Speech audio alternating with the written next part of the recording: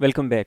तो बात शुरू हुई थी मोहम्मद बिन मूसा अल ख़ारज़मी से, और अल ख़ारज़मी से बात चलते चलते पहुंची थी एल्गोरिथम की। और आज हम बात करने जा रहे हैं एल्गोरिथम की कुछ ऐसी एग्जांपल्स की जिसको हम देखेंगे और ये समझने की कोशिश करेंगे कि किसी स्टेटमेंट को सामने रख के किस तरह से एक एल्गोरिथम बनाया जाता है और बाद में उसकी करेक्टनेस किस बेस पे चेक कर सकते हैं। तो आपके लेफ़्ट साइड पे एग्जांपल्स गिवन है, हम इन एग्जांपल्स को एनालाइज करेंगे और राइट साइड पे हम इसका एक ड्राई रन करने की कोशिश करेंगे जिससे हम इसकी करेक्टनेस कॉन्फ़िगर कर सकें कि अगर कोई प्रैक्टिकली कोई वैल्यू आती है तो ये उसको किस तरह से एडजस्ट कर सकेगा। तो सबसे पहले एग्जांपल नंबर वन है। एग्जांपल नंबर वन में ये हमारे पास प्रॉब्लम स्टेटमेंट है, find the sum, product and average of five given numbers. तो आप यूँ कह लें कि ये बेसिकली प्रॉब्लम गिवन होती है किसी भी डिज़ाइनर को या प्रोग्रामर को, और ये जो नीचे स्टेप वन से लेकर स्टेप नंबर सेवन तक एल्गोरिथम लिखा गया ये उसको खुद से क्रिएट करना होता है। तो प्रॉब्लम गिवन है जी, प्रॉब्लम सिंपल सी है कि फाइव गिवन नंबर्स हैं। फाइव गिवन नंबर्स का सिंपल सा मतलब ये है कि फाइव नंबर्स यूज़र आपको प्रोवाइड करेगा एज ए इनपुट। अच्छा, उसके बाद दूसरी बात ये है कि आपने इन फाइव नंबर्स के साथ क्या करना है, आपने तीन चीज़ें कैलकुलेट करनी है। Number one sum, number two product, number three average. ये तीन चीज़ें आपने कैलकुलेट करनी है और डेफिनेटली जब आप कैलकुलेट करेंगे तो इनकी वैल्यू आपको स्टोर भी करवानी है और फाइनली इन्हीं तीनों चीज़ों को आपको उसको आउटपुट के तौर पे शो करवाना है। तो अब हम इसको एनालाइज करते हैं स्टेप बाय स्टेप। तो स्टेप नंबर वन पे जैसे हमने डिस्कस किया था फॉर्मुलेशन ऑफ एल्गोरिथम में प्रीवियस वीडियो में, तो स्टेप नंबर वन में हम सबसे पहले एल्गोरिथम स्टार्ट करेंगे just like flow chart. Step number two, तरतीब चेंज नहीं होगी। जैसे कि हमने बात की थी वर्किंग में कि पहले इनपुट कंसीडर करेंगे, फिर हम देखेंगे वर्किंग क्या करनी है यानी प्रोसेस क्या करना है, और फिर हम ये देखेंगे कि आउटपुट में क्या चीज़ें डिस्प्ले करवानी है। तो इनपुट में हमें समझ आ गई कि हमने फाइव नंबर लेने, तो हमने कहा इनपुट नोटेशन यूज़ की, इनपुट नंबर्स के कौन से नंबर्स हमने फाइव नंबर्स इनपुट लेने हैं, और वो फाइव नंबर्स बेसिकली ये जो फोर वेरिएबल्स दिए गए हैं ये फाइव नंबर्स नहीं है बल्कि ये उसके कंटेनर्स हैं, या आप कह सकते हैं उसके वेरिएबल्स हैं। यहाँ पे आके वो नंबर्स स्टोर होंगे। तो आप ये कह सकते हैं एन ज़ीरो, एन वन, उसके बाद है एन टू, फिर एन थ्री और फिर एन फोर। तो ये हो गया हमारे पास total one two three four five. अच्छा, ये जो फाइव कंटेनर्स हैं या फाइव वेरिएबल्स हैं, यहाँ पे बेसिकली प्रैक्टिकली कोई वैल्यू आके स्टोर होगी। तो यूज़र से बेसिकली हम डिमांड कर रहे हैं कि आप फाइव नंबर्स इनपुट के तौर पे दें। यूज़र जो फाइव नंबर्स आपको प्रोवाइड करेगा वो इन कंटेनर्स में आके इन वेरिएबल्स में आके स्टोर होंगे। ठीक है। तो अब फॉर एग्जांपल यूज़र कोई भी नंबर, अब नंबर हमें फिक्स नहीं है, नंबर गिवन नहीं है। जब हम एल्गोरिथम बनाते हैं याद रखिएगा जेनेरिक बनाते हैं कि यूज़र कोई से भी पांच नंबर दे सकता है। तो हम अब खुद से नंबर सपोज करने जा रहे हैं। तो सपोज करें यूज़र फर्स्ट नंबर एंटर करता है थ्री, तो थ्री एन ज़ीरो में आके स्टोर हो जाएगा। ठीक है। इसी तरह से अगर यूज़र जो है वो सेकंड नंबर एंटर करता है, कोई भी नंबर ले लेते हैं, यूज़र सेकंड नंबर एंटर करता है फॉर एग्जांपल फाइव। इसी तरह से यूज़र क्या करता है कि थर्ड नंबर यूज़र एंटर करता है like you can say to.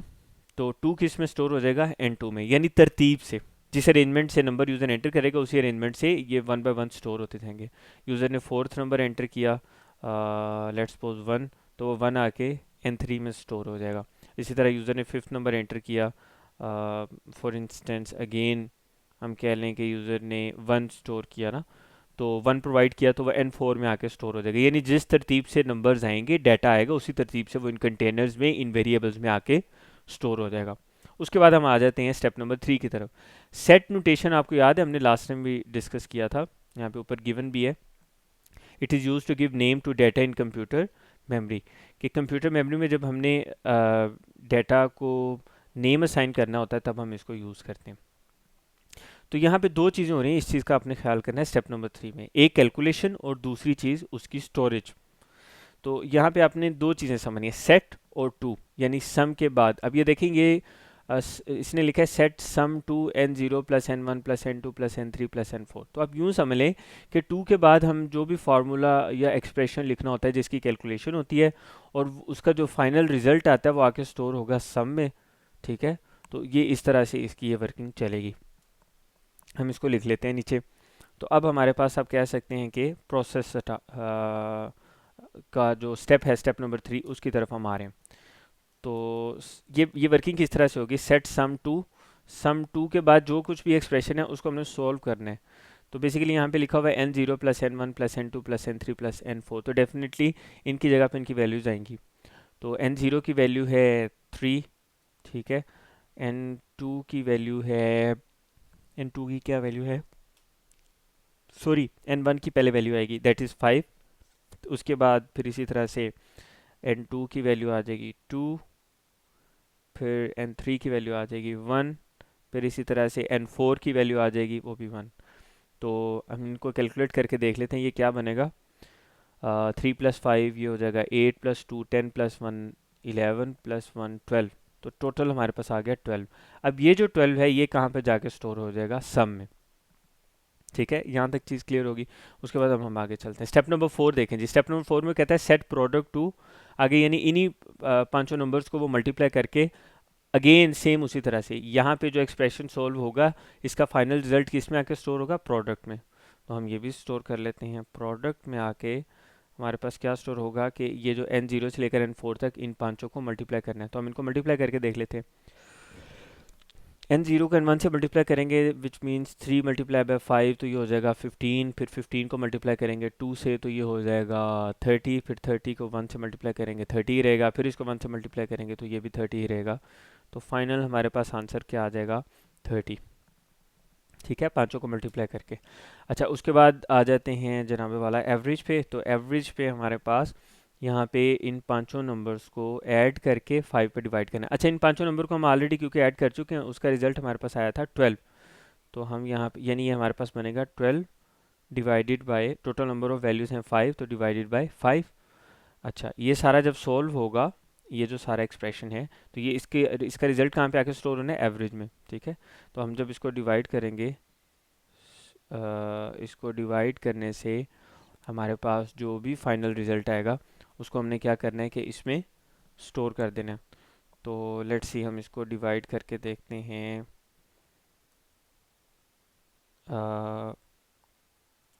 12 divided by 5, ठीक है जी, 12 डिवाइडेड बाय 5, तो ये रिजल्ट आ गया हमारे पास 2.4। ठीक है जी, तो ये आ गया हमारे पास 2.4, ये फाइनल रिजल्ट आ गया। अच्छा, अब नीचे आ जाते हैं आउटपुट। ये तीन चीज़ें हमने कैलकुलेट करनी थी प्रोसेस के केस में, ठीक है, हम वो प्रोसेस कर चुके हैं। अच्छा, अब हमें क्या करना है कि अब हमें थर्ड स्टेप की तरफ जाना है, दैट इज़ आउटपुट। तो आउटपुट में हमें यही तीन चीज़ें प्रोवाइड करनी थी। आउटपुट में कह रहा है आउटपुट सम, प्रोडक्ट और एवरेज। तो आउटपुट में बेसिकली हम ये तीन वैल्यूज़ प्रोवाइड कर देंगे ना। सम प्रोवाइड करेंगे। अब सम में आपको पता क्या पड़ा हुआ है, सम में हमारे पास सम आया था 12। ठीक है, इसी तरह से प्रोडक्ट प्रोवाइड करनी है तो प्रोडक्ट की जगह बेसिकली उसकी वैल्यू आउटपुट में आएगी। प्रोडक्ट हमारे पास फाइनल क्या आई थी, 30, और एवरेज हमारे पास क्या आई थी, 2.4। तो इस तरह से ये हमारे पास आप कह सकते हैं कि एक फाइनल इसका रिजल्ट आ गया। तो हमने खुद से कुछ डमी वैल्यूज़ ली हैं और उसको हमने चेक करके देख लिया कि क्या ये जो एल्गोरिथम है ये ठीक तरह से वर्किंग कर रहे हैं या नहीं। तो यहाँ पे देखें, स्टार्ट करने के बाद इनपुट, इनपुट के बाद ये जो स्टेप नंबर 3 से लेकर स्टेप नंबर 5 तक तीन सेट नोटेशंस आई हैं। इसमें हमने क्या किया है, कैलकुलेशन की और वैल्यू स्टोर की है, फिर आउटपुट डिस्प्ले की है। और इसके साथ जैसे ही एल्गोरिथम कंप्लीट हुआ है तो हमने स्टेप नंबर 7 में इसको क्या किया है, एंड कर दिया। तो इस तरह से हम किसी भी प्रॉब्लम को समझ के उसको, वो जो हमने नोटेशन डिस्कस की थी उसके अकॉर्डिंगली हम उसको क्या करते हैं, सॉल्व कर लेते हैं। और आप किसी भी प्रॉब्लम को देखना चाहें एल्गोरिथम लिख के, आप ये चेक करना चाहें कि एक प्रॉब्लम सामने आई है, आपने उस प्रॉब्लम के अगेंस्ट फिर उसका एल्गोरिथम डिज़ाइन किया, आप ये चेक करना चाहें कि एल्गोरिथम आपने ठीक बनाया है या नहीं, तो उसका यही तरीकाकार है। जैसे मैंने यहाँ पे राइट साइड पे एक ड्राई रन किया है तो आप उसका ड्राई रन करके देख सकते हैं। ठीक है, तो ये एक सिंपल सा हमारे पास मेथड है। अब हम आ जाते हैं एग्जांपल नंबर 2 की तरफ। तो एग्जांपल नंबर 2 में सिंपल सी एग्जांपल है हमारे पास। हम यहाँ पे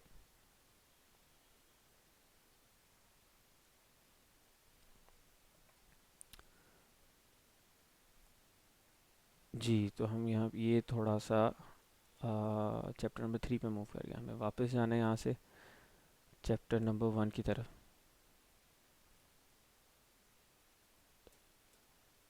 और ये रही हमारे पास एग्जांपल नंबर 2। अच्छा, दूसरी तरफ इधर हम बात कर रहे हैं, एग्जांपल नंबर 1 हो चुकी है, इसको हम पेस्ट कर लेते हैं यहाँ पे। अब हम बात करेंगे एग्जांपल नंबर 2 की, और एग्जांपल नंबर 2 में हम बेसिकली फाइंड आउट क्या कर रहे हैं, एक्सेलरेशन। ठीक है। अच्छा जी, एक्सेलरेशन की हम बात कर रहे हैं, और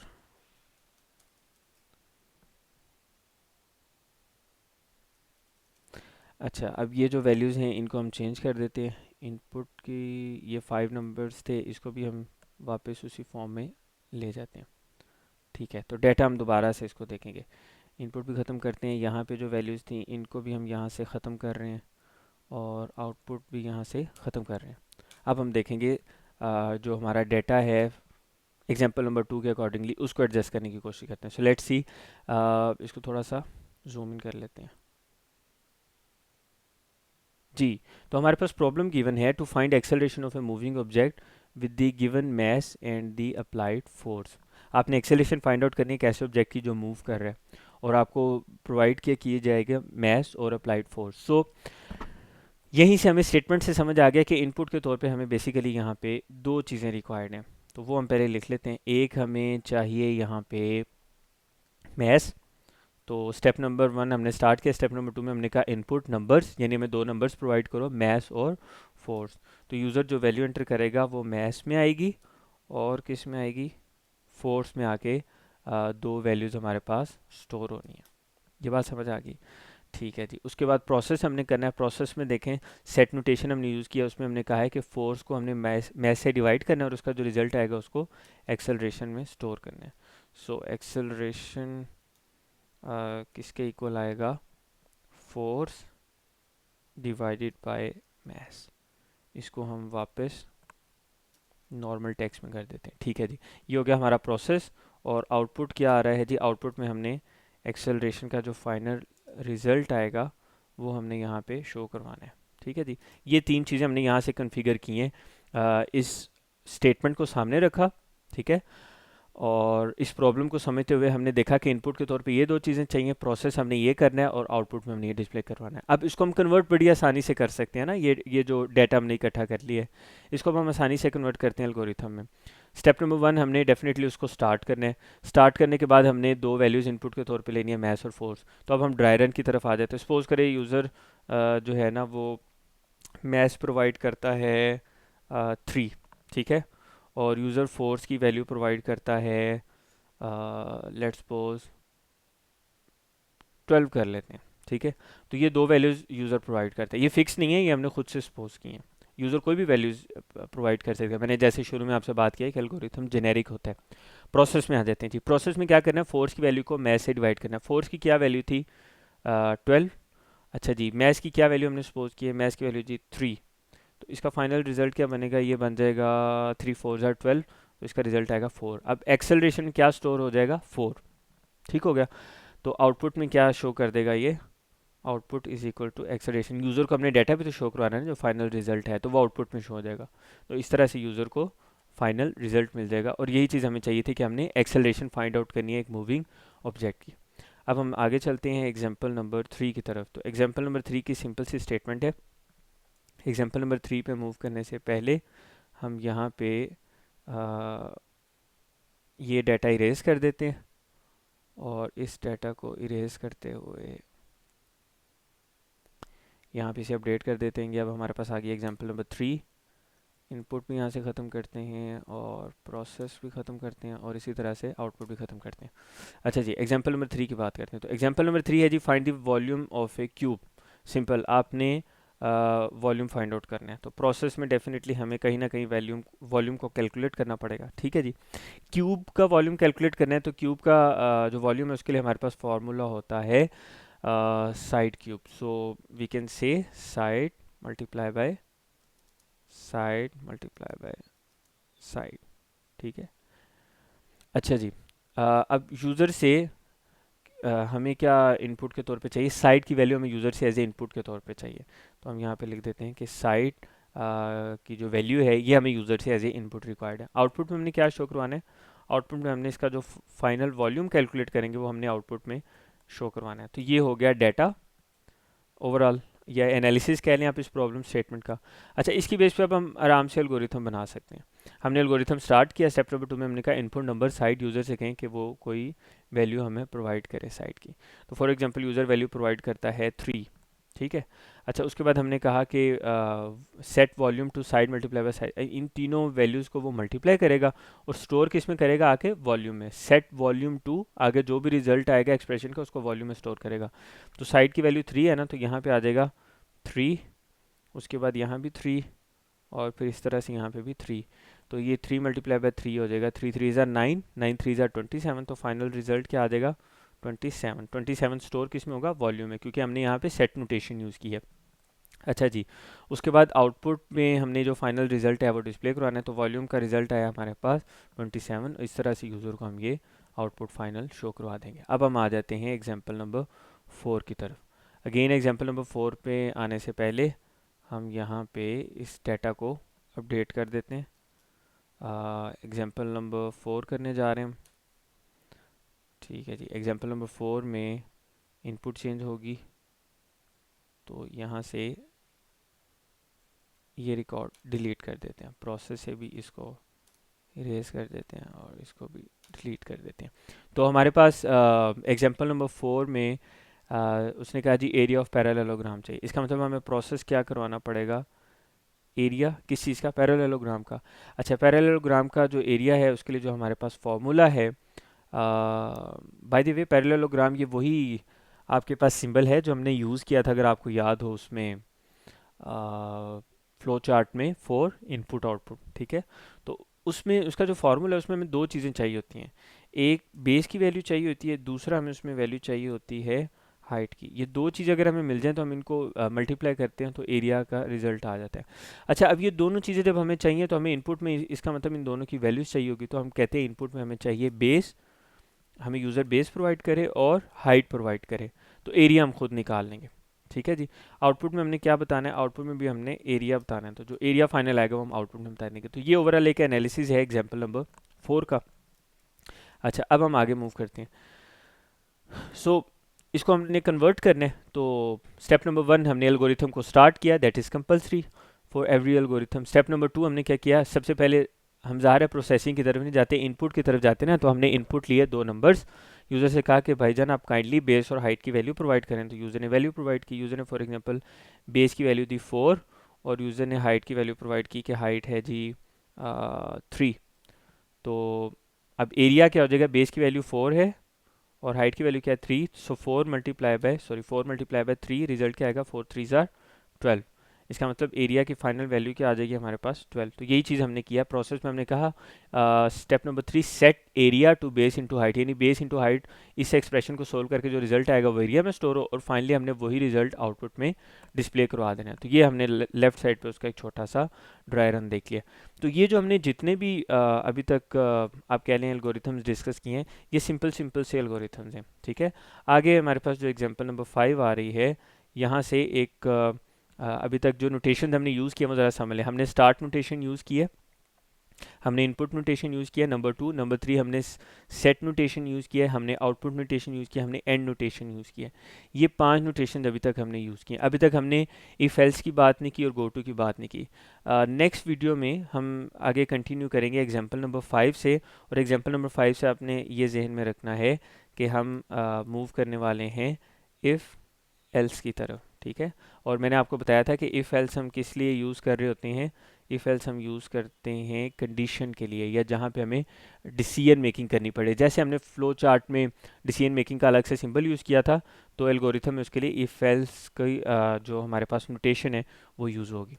तो अगली वीडियो में हम डिटेल में इसके बारे में बात करते हैं, और ये जो कंडीशनल हमारे पास एल्गोरिथम आ जाते हैं उसको हम किस तरह से डील करते हैं फेल्स नोटेशन के ज़रिए, ये बहुत इंपॉर्टेंट कॉन्सेप्ट है।